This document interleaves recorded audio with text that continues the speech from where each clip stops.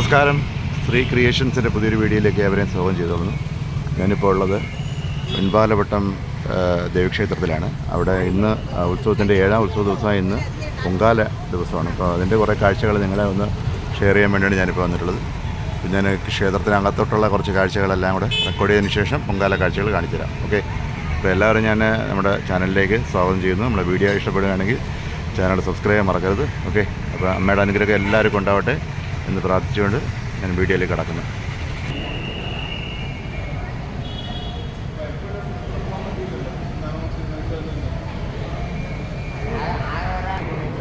ക്ഷേത്രത്തിലിപ്പം കൊടിയേറ്റ് നടന്നു. 20-ാം തീയതി ആയിരുന്നു കൊടിയേറ്റ്. അപ്പോൾ അതിൻ്റെ ഉത്സവമെല്ലാം ഇന്ന് പരിസമാപിക്കുകയാണ്. അവസാന ദിവസമാണ് ഇന്ന്. അപ്പോൾ അതിൻ്റെ പൊങ്കാല ചടങ്ങുകളും കാര്യങ്ങളൊക്കെയാണ് ഇപ്പോൾ നടക്കാൻ പോകുന്നത്.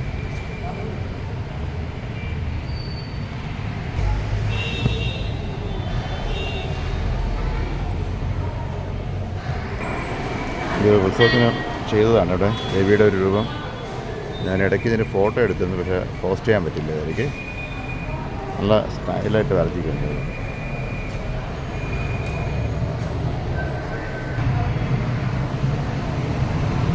ചരിത്രപ്രസിദ്ധമായിട്ടുള്ള വെൺപാലവട്ടം ശ്രീ മഹാദേവി ക്ഷേത്രമാണ് ഉത്സവം നടക്കുന്നത് ഇവിടെ. ഇപ്പം എല്ലാ വർഷവും നല്ല വിപുലമായിട്ടുള്ള പരിപാടികളൊക്കെ വയ്ക്കാറുണ്ട്. നല്ല രസമാണ് ഇവിടെ. ഞാനിപ്പോൾ 2 വർഷമായിട്ട് ഉത്സവത്തിനിവിടെ സ്റ്റോൾ ചെയ്യുന്നുണ്ട് ഞാനിപ്പോൾ. അപ്പോൾ അതിൻ്റെ ഭാഗമായിട്ട് നല്ല രസമാണ് ഇവിടെ വന്നു കഴിഞ്ഞാൽ. ഡെയിലി ദിവസവും അന്നദാനവും കാര്യങ്ങളും എല്ലാം ഉണ്ട് ഇവിടെ ക്ഷേത്രത്തിൽ. ഇത് ഓരോ ഭാഗത്തും നമ്മുടെ തമിഴ്നാട്ടിലേക്കുള്ള വലിയ ക്ഷേത്രങ്ങളുടെ അതേ മാതൃകയിലാണ് ക്ഷേത്രത്തിൻ്റെ നിർമ്മാണങ്ങളൊക്കെ.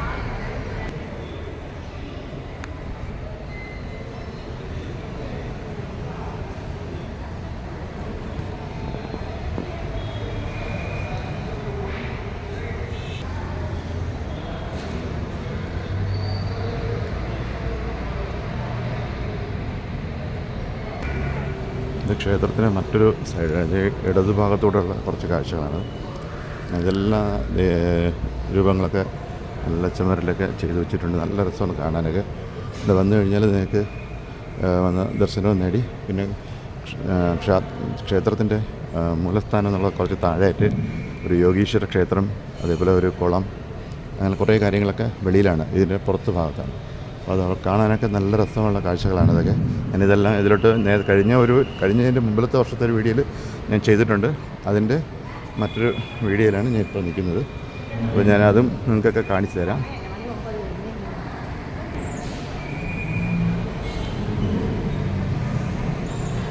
ഇവിടെ ഒരു പ്രത്യേകതയുണ്ട്. ഈ ക്ഷേത്രത്തിനകത്ത് ഈ ക്ഷേത്രത്തിലെന്ന് വെച്ചാൽ ഭഗവതിയാണ് പ്രതിഷ്ഠ ഇവിടെ കൊടുത്തിരിക്കുന്നത്. തൊട്ടടുത്ത് തന്നെ ഇതിന് ഓപ്പോസിറ്റായിട്ടൊരു അമ്പലം കൂടെ ഉണ്ട്. അവിടെ ഭദ്രകാളിയാണ്. ഇത് 2 സമയത്ത് ഉത്സവം ഒരേ സമയത്ത് തന്നെയാണ് രണ്ടിടത്തും. ഇവിടെ രാവിലെ കൊടിയേറ്റും. അവിടെ അപ്പുറത്ത് ഭദ്രകാളി ക്ഷേത്രത്തിൽ വൈകുന്നേരം പാട്ട് തുടങ്ങും. 7 ദിവസത്തെ പാട്ടും കാര്യങ്ങളൊക്കെ, തോറ്റം പാട്ടാണ് അവിടുത്തെ രീതി. അപ്പോൾ അവിടെയും ഇന്ന് പ്രത്യേകത തന്നെയാണ്. 2 ദിവസം ഒരേ ദിവസം എത്തിയിരിക്കുകയാണ്. പിന്നെ വൈകുന്നേരം കുത്തിയോട്ടവും കാര്യങ്ങളൊക്കെ ഉണ്ട്. അത് ഇതിൻ്റെ കൂടെ വരുന്നുണ്ട്. അത് താലപ്പൊലി, കുത്തിയോട്ടം, അങ്ങനെ കുറേ കാര്യങ്ങളുണ്ട്. ഇന്നലെ രാത്രി ഉരുള്, അതേപോലെ തന്നെ പള്ളിവേട്ടയൊക്കെ ഇന്നലെ കഴിഞ്ഞത്. ഇന്ന് ആറാട്ടും കാര്യങ്ങളൊക്കെ ഉണ്ട്. വിപുലമായിട്ടുള്ള ക്ഷേത്രത്തിനകത്ത് തന്നെ നടത്തുന്ന കാര്യങ്ങളൊക്കെ ഉണ്ട്.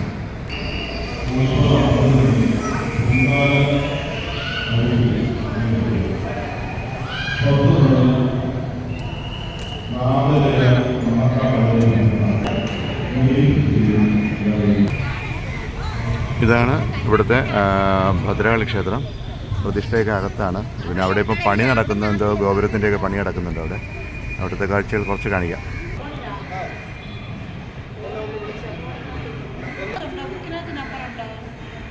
ഈ ഉത്സവത്തിന് ഇവിടെ നടത്തുന്ന ദേവിയുടെ കഥകൾ തോറ്റം പാട്ടായിട്ട് പാടുന്നത് ഇതിനകത്ത് വെച്ചാണ്. ഇനിയിപ്പോൾ പൊങ്കൽ പാട്ടുണ്ട്. അത് സമയമാവുന്നേ ഉള്ളൂ. 9:50 തോന്നും ഇവിടുത്തെ സമയം വരുന്നത്. അപ്പോൾ ആ സമയത്ത് കണക്കൊക്കെയാണ് പാട്ട് തുടങ്ങുന്നത്. ഓരോ ദിവസം ഓരോ ഇതാണ് പറഞ്ഞ് തീർക്കുന്നത് കഥകൾ. ഞാനിപ്പം വെൺപാലവട്ട ക്ഷേത്രത്തിൽ തന്നെയാണ്, ഭദ്രകാളി ക്ഷേത്രത്തിൽ. അവിടെ പാട്ട്, ഈ ഉത്സവത്തിന് തോറ്റം പാട്ട് പാടുന്ന ചേട്ടനുണ്ട്. ചേട്ടൻ്റെ പേര് ഗിരീഷ് എന്നാണ്. ചേട്ടൻ ഇതിൻ്റെ കുറച്ച് കാര്യങ്ങൾ നമുക്കിവിടെ പങ്കുവയ്ക്കുകയാണ്. അപ്പോൾ അദ്ദേഹത്തിനെ ഞാൻ ഇതിലോട്ട് സ്വാഗതം ചെയ്തു. ചേട്ടാ, ഈ തോറ്റം പാട്ടിൻ്റെ ഐതിഹ്യങ്ങൾ കുറേ വേണ്ട, കുറച്ചെന്തെങ്കിലും ഒന്ന് പറഞ്ഞു തരാം. Sound mic. ഭദ്രകാളി ചരിതമാണ് പാടുന്നത്. ഉത്സവത്തോടനുബന്ധിച്ച് ഒന്നാം ഉത്സവ ദിവസത്തിൽ ദേവിയെ കൊടുങ്ങല്ലൂരിൽ നിന്ന് പാട്ടിലൂടെ ക്ഷണിച്ചു വരുത്തി അതാത് ക്ഷേത്രങ്ങളിൽ കാപ്പ് കെട്ടി ദേവിയുടെ വീരചരിതം ദേവിയെ പാടി കേൾപ്പിച്ച് ഉത്സവം നടത്തി 7-ാം ദിവസം അല്ലെങ്കിൽ 10 ദിവസം ഉള്ള ഉത്സവമാണെങ്കിൽ 10ാമത്തെ ദിവസം ദേവിയെ തിരികെ കാപ്പഴിച്ച് കൊടുങ്ങല്ലൂരിൽ തിരികെ കുടിയിരുത്തുന്നത് വരെയുള്ള ദേവിയുടെ വീരചരിതമാണ് തോറ്റമ്പാട്ട് എന്നുകൊണ്ട് ഉദ്ദേശിക്കുന്നത്. ഇതിന് വളരെ വ്രതാനുഷ്ഠാനത്തോടു കൂടി ചെയ്യേണ്ട ഒരു കാര്യമാണ്. പാട്ടുപുര കെട്ടി കൈത്താളമടിച്ച് വിളക്കും ഗണപതിയും വച്ചൊരുക്കി വളരെ വ്രതശുദ്ധിയോടുകൂടിയാണ് ചെയ്യേണ്ടത്. രാവിലെ 7 മുതൽ ഉച്ചയ്ക്ക് 1 മണി വരെയും വൈകിട്ട് 6 മുതൽ രാത്രി 11 മണി വരെയുമാണ് സാധാരണഗതിയിൽ തോറ്റമ്പാട്ട് ആലപിക്കാറുള്ളത്. 1-ാം ദിവസം ദേവിയെ കുടിയിരുത്ത്, 3-ാമത്തെ ദിവസം ദേവിയുടെ തൃക്കല്യാണ് മാലപ്പുറം പാട്ടെന്ന് പറയുന്ന ഭാഗം, 5-ാമത്തെ ദിവസം കൊന്നുതോറ്റ് ദേവിയുടെ ഭർത്താവിന് പാണ്ഡ്യരാജാവും തട്ടാനും കൂടി ചേർന്ന് വധിക്കുന്ന ഭാഗം. എന്നിട്ട് ദേവി ഭർത്താവിനെ തേടിച്ചെന്ന് ദേവി ഭർത്താവിന് ജീവൻ കൊടുക്കുന്ന ഭാഗമാണ് കൊന്നുതോറ്റെന്ന് പറയുന്നത്. പിന്നെ ദേവി പാണ്ഡ്യനാട് അപ്പാടെ അഗ്നിക്കിരയാക്കി പാണ്ഡ്യരാജാവിനെയും തട്ടാനെയും വധിച്ചു വരുമ്പോൾ ദേവിയെ ആൾക്കാർ പൊങ്കാലയിട്ട് ദേവിയുടെ കോപം ശമിപ്പിക്കുകയും ദേവി അതിൽ സംതൃപ്തയായി കൊടുങ്ങല്ലൂരിൽ ഭർത്താവിനെയും കുടിവെച്ച് സാക്ഷാൽ കുരുമ്പയമ്മയായി വടക്ക് ദർശനത്തിൽ കുടിയിരിക്കുന്നതാണ് നമ്മുടെ തോറ്റമ്പാട്ടിൻ്റെ ഇതിവൃത്തം. തോറ്റമ്പാട്ട് എല്ലാവരും ശ്രമിക്കേണ്ടതാണ്. തോറ്റമ്പാട്ട് കേൾക്കുന്ന മനുഷ്യർക്ക് ദേവി തിരുവരം നൽകുമെന്നാണ് ചരിതം. എല്ലാവർക്കും ദേവിയുടെ അനുഗ്രഹം ഉണ്ടാവട്ടെ. നന്ദി ചേട്ടാ, ഏറ്റവും നല്ലൊരു കാര്യമാണ് ഞങ്ങൾക്ക് പറഞ്ഞത്. വളരെ നന്ദി. ഇവിടെ ഗിരീഷ് ചേട്ടൻ നല്ലൊരു അറിവ് നമുക്ക് പങ്കുവെച്ച് തന്നു. തോറ്റമ്പാട്ടിനെ കുറിച്ചുള്ള കുറച്ച് കാര്യങ്ങളാണ് അദ്ദേഹം പറഞ്ഞത്. ഇതാണ് ഇവിടുത്തെ ക്ഷേത്രം. ഇത് കുറച്ചുകൂടി ഇനി വിപുലീകരിച്ച് വരുന്നുണ്ട്. പണ്ട് 10 വർഷങ്ങൾക്ക് മുമ്പുള്ള ക്ഷേത്രമാണ്. ഇതിൻ്റെ മറ്റൊരു വിങ്ങൊക്കെയാണ് അവിടെ മെനഞ്ഞാന്ന് ബിജു രമേശ് ചേട്ടൻ അദ്ദേഹം പറഞ്ഞു വെച്ചാൽ ഇവിടുത്തെ അമ്പലത്തിൻ്റെ കുറേ ഇതാണ്. ഒന്ന് കരിക്കകവും ഒന്ന് തൊഴുവൻകോട് ശ്രീ ചാമുണ്ഡി ദേവി ക്ഷേത്രമൊക്കെ പറയുന്നത്. എൻ്റെ നാട്ടിലുള്ള ഉത്സവ അമ്പലമാണ് തൊഴുവൻകോട് ശ്രീ ചാമുണ്ഡി ദേവി ക്ഷേത്രം. അവിടുത്തെ വീഡിയോ ഒക്കെ എടുക്കണമെന്നുണ്ട്, പക്ഷേ അവിടെ പരിമിതികളുള്ളതുകൊണ്ട് അവരെ എടുക്കാൻ സമ്മതിക്കില്ല. ഓക്കെ,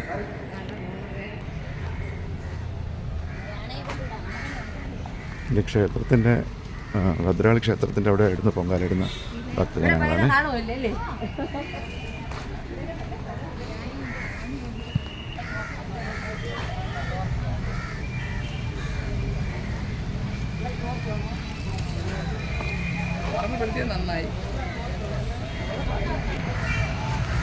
ആയിരക്കണക്കിന് ആൾക്കാരാണ് ഇവിടെ പൊങ്കാലിടാൻ വരുന്നത്. നല്ല തിരക്കായി വരുന്നുള്ളൂ. 9:50 ഇവിടുത്തെ പൊങ്കാല അടുപ്പിൽ തീ കത്താൻ വരുന്നത്.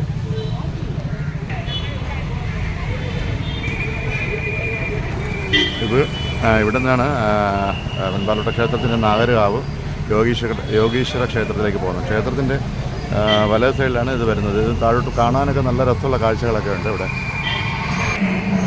ആദ്യം യോഗീശ്വര ക്ഷേത്രത്തിലാണെന്ന് തോന്നുന്നു പൊങ്കാലയുടെ തീ കൊടുത്തത്. നമുക്ക് അവിടെ ഒന്ന് നോക്കിയിട്ട് വരാം.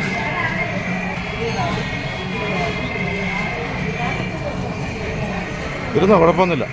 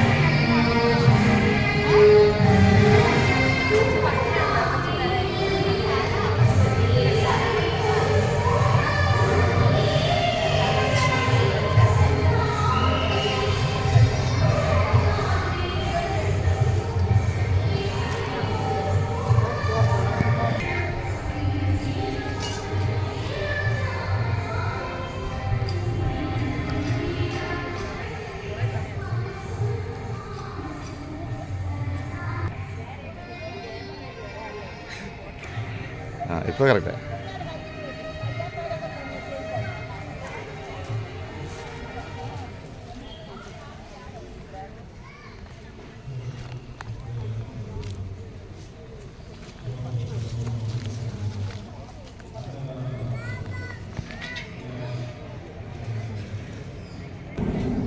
ഇത് വെൺപാലോട്ടത്തെ യോഗീശ്വര ക്ഷേത്രമാണ്. ഇവിടെ ഭയങ്കര രസമാണ് കേട്ടോ. ചാമുണ്ഡി ദേവി, രക്തചാമുണ്ഡി ദേവി അല്ല, ഇത് പണ്ടത്തെ കാലത്തെ തറവാട് പോലെയാണ് ഈ ഇത് നിൽക്കുന്നത്. കാണാൻ തന്നെ ഒരു ഭയങ്കര ഭംഗിയാണ്. ഒന്ന് കാഴ്ചകൾ കാണാനൊക്കെ ഉണ്ട് ഇവിടെ. ഒരു തറവാടിൻ്റെ അതേ രീതിയിൽ തന്നെയാണ് ഇപ്പോഴും മെയിൻറ്റെയിൻ ചെയ്ത് പോകുന്നത്.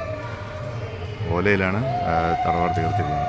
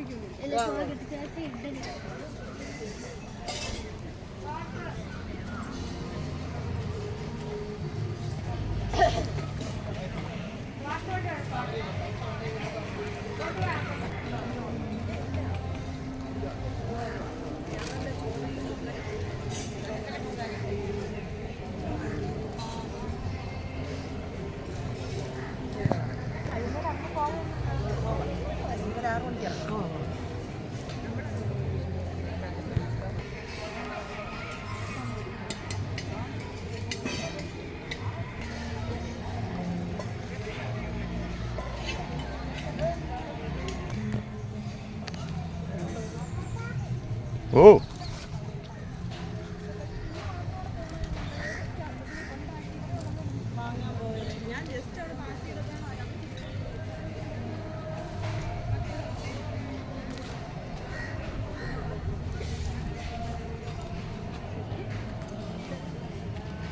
ഒരു വെറൈറ്റി ആണല്ലോ അത്. വെൺപാലോട്ടം തമ്മയുടെ അവിടെ പൊങ്കാലയിടാൻ ഒരു പുരുഷ ഭക്തനാണ് നിന്ന് പൊങ്കാലയിടുന്നേണ്ട. നീ ടാറ്റ പറഞ്ഞോ. പൊങ്കാലാണ് വന്ന കുഞ്ഞു പാവയാണ് കേട്ടാ. അപ്പൂപ്പൻ്റെ കൂടെ ഇരിക്കുകയാണെന്ന് തോന്നുന്നു.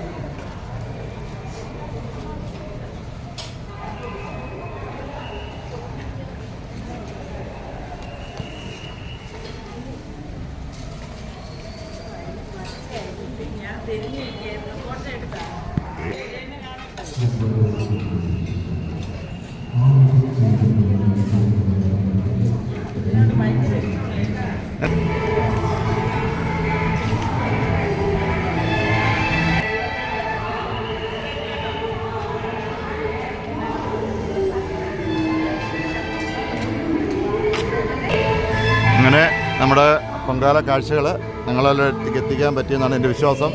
ക്ഷേത്രത്തിൻ്റെ ഭാഗമാണ് ഈ ഭാഗങ്ങളെല്ലാം. അപ്പോൾ ഇനിയും നല്ല നല്ല വീഡിയോ ആയിട്ട് നിങ്ങളുടെ മുന്നിൽ വരുന്നതായിരിക്കും. അതുവരേക്കും ഞാൻ ഇവിടെ വാങ്ങുന്നു. വെൺപാലവട്ട അമ്മയുടെ അനുഗ്രഹം എല്ലാവർക്കും ഉണ്ടാവട്ടെ എന്ന് ഞാൻ പ്രാർത്ഥിക്കുന്നു. ഇവിടെ ചാനൽ ഇതുവരെയ്ക്ക് സബ്സ്ക്രൈബ് ചെയ്തിട്ട് സബ്സ്ക്രൈബ് ചെയ്യുക. അതേപോലെ ബെല്ലും ഓളും കൊടുക്കുക. വിലപ്പെട്ട അഭിപ്രായങ്ങൾ കമൻറ്റ് ബോക്സിൽ ഇടുക. Okay bye.